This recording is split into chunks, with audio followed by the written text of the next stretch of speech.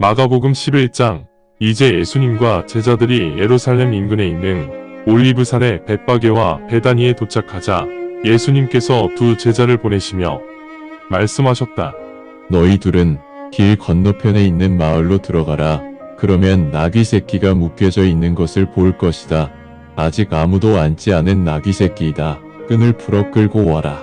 누가 너희에게 왜 끌고 가느냐고 물으면 주님께서 이 나귀 새끼를 필요로 하신다고 말하라. 그러면 그가 허락할 것이다.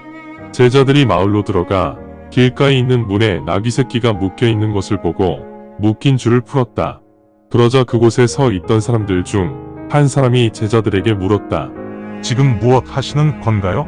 왜 줄을 풀지요? 제자들은 예수님께서 명하신 대로 말하였다. 그러자 그들이 끌고 가도록 허락하였다. 제자들은 나귀 새끼를 예수님께로 끌고 와서 나귀 위에 안장 대신 옷을 깔은 후 예수님께서 그 옷 위에 앉으셨다. 그리고 많은 사람들도 길 위에 그들의 옷을 깔았고 어떤 사람들은 잎이 많은 나뭇가지를 잘라 길에 깔았다. 그때 예수님의 앞과 뒤에서 같이 따라가던 사람들이 소리쳐 말하기를 호산나 주님의 이름으로 오신 분에게 복을 내려주소서. 주님의 이름으로 오시는 우리의 조상 다윗의 왕국에 복을 내려주소서. 가장 높은 곳에 계신 호산나여. 그렇게 예수님은 예루살렘에 도착하신 후 성전으로 들어가셨다. 예수님은 주위를 둘러보신 후 이미 시간이 너무 늦었음을 아시고 12제자와 함께 베다니로 돌아가셨다. 이제 그 다음날이 되어 예수님과 제자들이 베다니에서 나오시는 길에 예수님께서 허기를 느끼셨는데 예수님께서 저 멀리 잎이 많은 무화과 나무를 보시고 열매가 열려 있을 것이라 생각하시면서 그 나무로 가셨으나 그 나무에는 잎만 있고 열매가 없었다. 왜냐하면 아직 무화과 열매가 맺히는 계절이 아니었기 때문이다. 예수님께서 그 나무에게 응답하여 말씀하시기를 아무도 이 나무의 열매를 다시는 먹지 못할 것이다. 제자들이 이 말씀을 들었다. 그 후 예수님과 제자들은 예루살렘 성전으로 들어가셨는데 그때 성전 안에서 장사를 하고 있던 사람들을 보신 예수님께서 그들을 모두 몰아내시고 환전상의 탁자를 엎으셨으며 비둘기를 팔고 있던 상인들의 의자도 엎으셨다.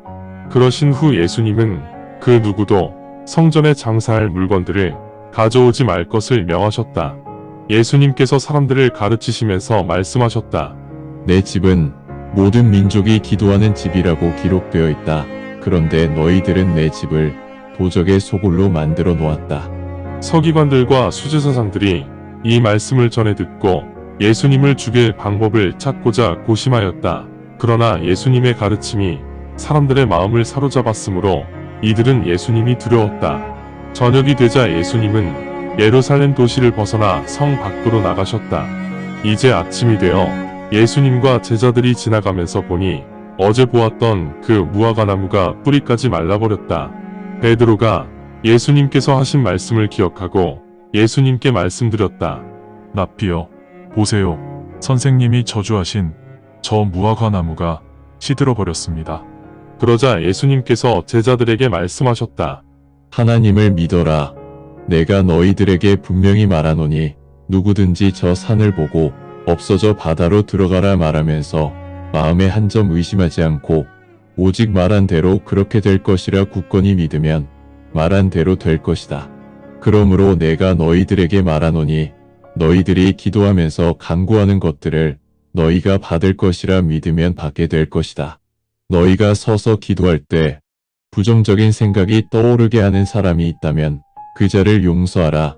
그러면 하늘에 계시는 내 아버지도 내 잘못을 용서할 것이다. 그러나 너희가 용서하지 않으면 하늘에 계시는 내 아버지도 내 잘못을 용서하시지 않을 것이다. 그 후 예수님과 제자들은 다시 예루살렘으로 들어갔다. 예수님께서 성전 안을 걷고 계시는데 수제사장들과 서기관들과 장로들이 예수님께 다가왔다. 그들이 예수님께 물었다. 당신에게 무슨 권한이 있어 이런 짓들을 합니까? 누가 당신에게 이렇게 할 권한을 주었습니까? 예수님께서 그들에게 답하여 말씀하셨다. 나 또한 당신들에게 한 가지 묻겠다. 내 물음에 당신들이 답변하면 나 또한 내가 어떤 권한으로 그렇게 하였는지 답변하겠다. 요한의 세례는 하늘로부터 받은 것인가 아니면 인간에게서 받은 것인가 답하라.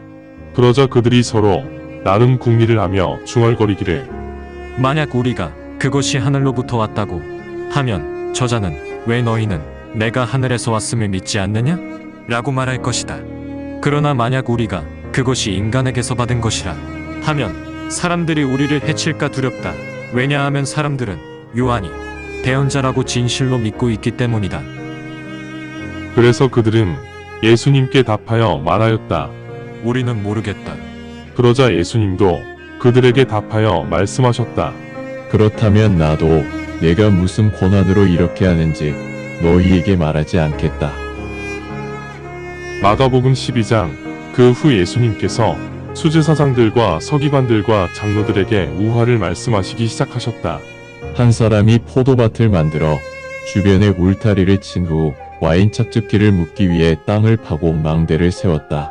그리고 그렇게 만든 포도밭을 포도농부들에게 임대를 주고 먼 나라로 떠났다. 이제 수확기가 되어 그 포도밭 주인이 하인을 포도농부에게 보내 포도밭의 수확물을 일부 받고자 하였다. 그러나 포도농부들은 그 하인을 붙잡아 구타한 후 빈손으로 보냈다. 그러자 주인은 다시 다른 하인을 보냈으나 포도농부들은 이 하인에게 돌을 던져 머리에 상처를 입히고 조롱한 후 돌려보냈다. 그러자 다시 다른 하인을 보냈으나 이번에는 그 하인을 죽였다. 그래서 또 다른 하인들을 여러 보냈으나 어떤 하인은 구타를 당하고 또 어떤 하인은 죽임을 당하였다. 주인에게는 아직 사랑하는 아들이 한 명 남아 있었는데 그 아들을 마지막으로 농부들에게 보내면서 말하기를 그들이 내 아들은 존중할 것이다 하였다. 그러나 그 포도농부들은 자기들끼리 말하였다. 이자가 바로 상속자야. 가서 죽여버리자. 그러면 그 유산은 우리 몫이 될 것이다. 그래서 그들은 그 아들을 잡아서 죽인 후 포도밭 밖에 버렸다. 이제 포도밭 주인이 어떻게 하겠느냐? 포도밭 주인이 와서 그 포도농부들을 모두 죽인 후 포도밭을 다른 사람에게 넘길 것이다. 건물 짓는 자들이 버린 돌이 주춧돌이 되었네. 이것이 바로 주님이 하신 일, 이 얼마나 놀라운 일인가. 너희들은 이 말씀을 읽었을 것이다. 예수님께서 말씀하신 우화가 자신들을 비유한 것임을 알았기 때문에 수제사장들과 서기관들과 장로들은 분개하여 예수님을 그 자리에서 체포하고 싶었으나 군중들이 두려웠기에 예수님을 그곳에 남겨둔 채 그냥 떠났다. 그 후 그들은 바리새인들과 헤롯 당원들 몇 명을 예수님께 보내어 예수님의 말씀을 빌미삼아 체포하려고 하였다. 이들이 와서 예수님께 묻기를 선생님, 우리는 당신이 진실하시고 그 누구의 눈치도 보지 않는다는 것을 알고 있습니다. 왜냐하면 당신은 인간의 성품을 보지 않고 오직 하나님의 길을 진리로 가르치시기 때문입니다. 카이사르에게 세금을 내는 것이 율법에 합당합니까? 아니면 합당하지 않습니까? 우리가 세금을 바쳐야 합니까? 아니면 바치지 말아야 합니까? 그러나 이들의 위선을 알고 계신 예수님께서 그들에게 말씀하셨다. 너희는 왜 나를 시험하느냐? 데나리온 동전 하나를 가져와 내게 보여주라. 그들이 동전을 가져오자 예수님께서 그들에게 말씀하셨다. 이것이 누구의 형상이고 누구의 글이냐? 그들이 예수님에게 말한다. 카이사르의 형상과 글입니다. 그러자 예수님께서 그들에게 말씀하셨다. 카이사르에게 속하는 것들은 카이사르에게 주고 하나님께 속하는 것들은 하나님께 드려라. 바리새인들과 헤롯 당원들이 예수님의 말씀에 감탄하였다. 그때 부활은 없다고 주장하는 사두개인들 몇 명이 예수님께 다가와 물었다. 선생님, 모세가 우리에게 명하시기를 한 남자 형제가 자녀가 없는 채로 아내만을 남기고 죽으면 죽은 형제를 위해 그 아내를 남은 형제가 취하여 후손을 낳아 양육해야 한다고 하였습니다.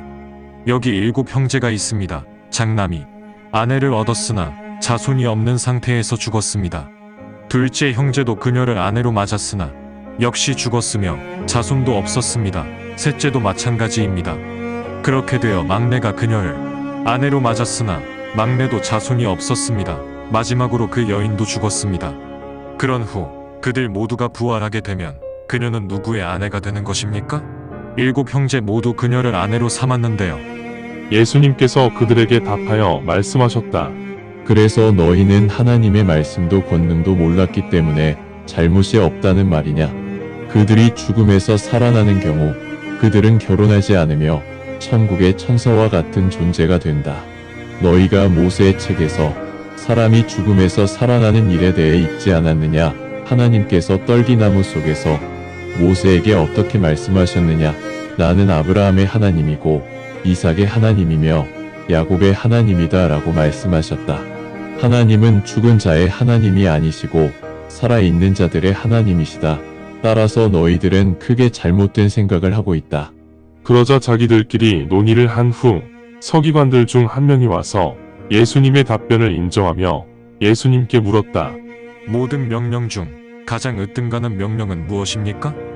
예수님께서 그들에게 답하시기를 모든 명령 중 첫 번째는 이것이다. 이스라엘아 들어라. 우리 주 하나님, 주님은 한 분이시다.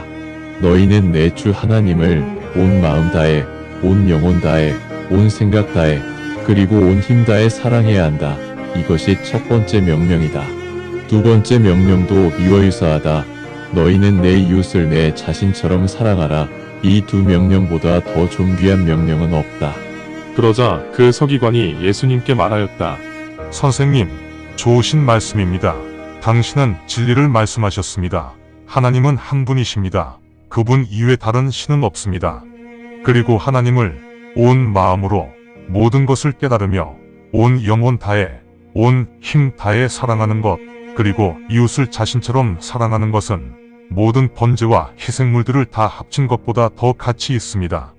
이제 그 서기관이 현명하게 답하는 것을 보신 예수님께서 그에게 말씀하셨다. 내게는 하나님의 왕국이 가까이 있다. 이제 누구도 감히 예수님께 질문하지 않았다. 그 후 예수님께서 성전에서 가르치시던 중 답하여 말씀하시기를 서기관들이 그리스도가 다윗의 자손이라고 말하는 것을 너희는 어떻게 생각하느냐?